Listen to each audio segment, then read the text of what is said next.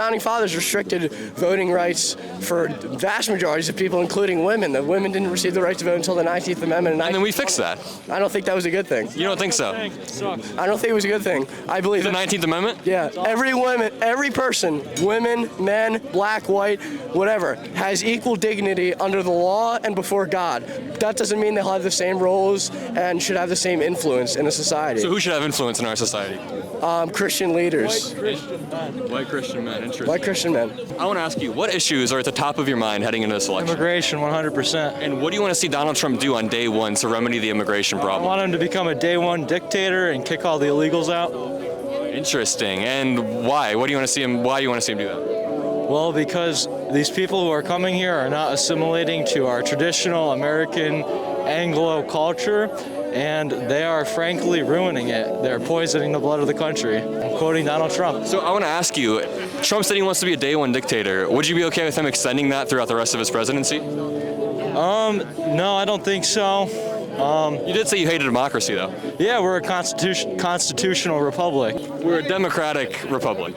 No, we're not. You don't think so? No, we're a constitutional republic. These two things aren't mutually exclusive. If you have mechanisms that allow people to vote representatives in, and those representatives vote for you, that is a representative democracy, right? No, yeah, sure, but it's also a constitutional republic. Yeah, they're not mutually exclusive. Think about this, though. We have 2 senators for each state. Someone's vote in Wyoming is way more than someone's vote in New York, per se. So that's pretty much a constitutional republic by the book. Well, those representatives are elected by the people, by us. We go out and we vote every November 7th or whatever, and we elect these people. Yeah, That's a representative democracy. Yes, but when the Democrats refer to democracy, they say that everyone's vote has an equal say. Everyone's vote does not have an equal That's say. a direct democracy. There's different versions. But that's the semantic game that they play. Well, that's what you're trying to play a game. This may have been one of the most terrifying Trump supporter interviews I've done yet, because for these dudes to be so young, yet hold such regressive values is honestly eye-opening, because I spend a lot of time on my channel talking about how progressive Gen Z is. And I'm sure a lot of the Gen Zers you guys watch hold progressive values, but there is this wing that are so brainwashed that they want to take America back 100 years, 200 years. And I know exactly where these guys got this idea from. One of the dudes is wearing a hat that says America First, and that is the slogan of neo-Nazi Nick Fuentes, who openly says that women in America should be treated how the Taliban treat them. I just want to return to, the old world, the old way of doing things. Women don't drive, don't vote type of thing? Or? Yeah, something like that. I mean, All right. approximating like Saudi Arabia. I don't think they're too far off the mark. Probably the ideal is something more like Afghanistan, if I'm being totally honest. Like the brutality, I guess, it's like a little slightly more brutal than So you Afghanistan. want women to have the same treatment as women have under Taliban rule in Afghanistan? Something approximating that, yeah. I have like a view like they shouldn't be seen, shouldn't be heard, like And not educated. And that also, Misogyny. no education for women, like Boko Haram, Misogyny. right, Nico? Taliban. Mashallah, Boko Haram. I'm so sick of seeing these women everywhere. They should be wearing burqas. We want to go back to 1099. We want to go back to the Middle Ages. Remember that in medieval times, I've said this on the show before, when women were witches, what happened to them? They were burned alive. Real phenomenon. And we stopped doing that, and then everything went out of control. We said, oh, that was such a horrible tragedy. We really need to stop burning these women alive for casting spells.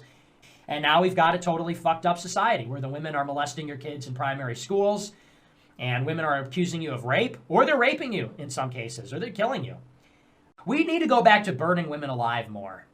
This is what we are up against. People who want to strip away the fundamental rights of Americans. And Nick Fuentes is only a few years older than me. He's 25, and he has also called for the execution of any non-Christians in America. He holds authoritarian beliefs, and he wants to turn America into a Christian theocracy, and he will spill blood to do so. Now, one of the best takedowns that I've seen of this far-right authoritarian ideology was actually done by a political commentator and debater named Stephen Bunnell, who debated far-right pundit Milo Yiannopoulos about a year ago, and Milo was advocating for a lot of the same things that these two dudes were advocating for. So I'm about to play the clip. Stephen Bunnell is the one with the blue hair. Let's see what he has to say.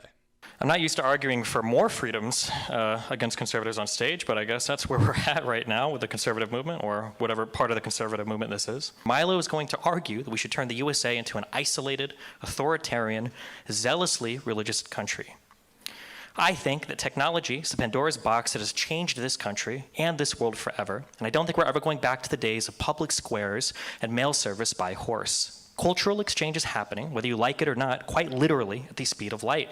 Even right now, potentially hundreds of thousands or even millions of people around the world are listening to me and Milo have this debate. The only way to stop this type of cultural exchange is through the militant authoritarianism that Milo is talking about on this stage. That might be through his being against the First Amendment, that might be against his taking away of the Second Amendment, and that might be through the institution of a state religion. This means the destruction of our freedom of speech, our ability to produce media, satire, and comedy, and our ability to communicate openly on the social media platforms we've all unfortunately grown addicted to. After Milo gets his way and abolishes the First Amendment, is he going to be the one deciding who we can or cannot make fun of on Twitter? Is the world really going to return to how it was before birth control, before women had the right to work, before gay people were allowed to get married, before we were allowed the ability to freely worship whatever God we wanted or abstain from worship altogether? I reckon that we cannot close Pandora's box. Christian nationalism, as it stands today, isn't even a coherent ideology.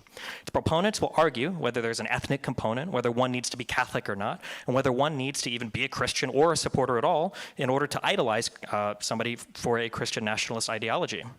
How many more porn stars does Donald Trump need to work his way through behind his wife's back before Christian nationalists stop worshiping him as their savior?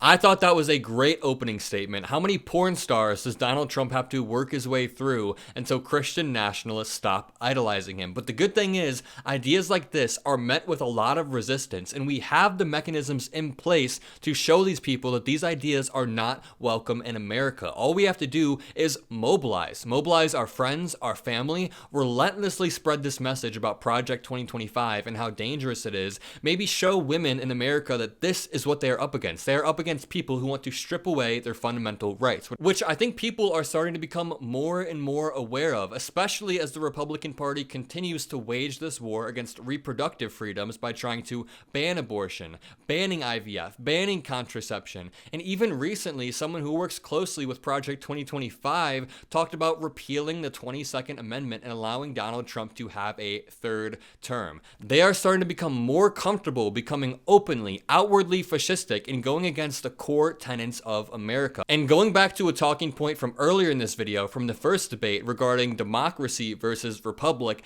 this is a really annoying talking point that Republicans try to push, and I really think it's as simple as democracy looking like the word Democrat and republic looking like the word Republican. So they start to argue that America is not a democracy. It also justifies them when they start to strip away rights from different groups. These two things are not mutually exclusive, as I pointed out in that first debate. We are a constitutional republic that also happens to be a representative democracy, but I guess Republicans don't have the brain power to hold two ideas in their head at once. My name is Mockler. If you enjoyed the video, leave a like, subscribe, comment a blue heart below, and have a great day.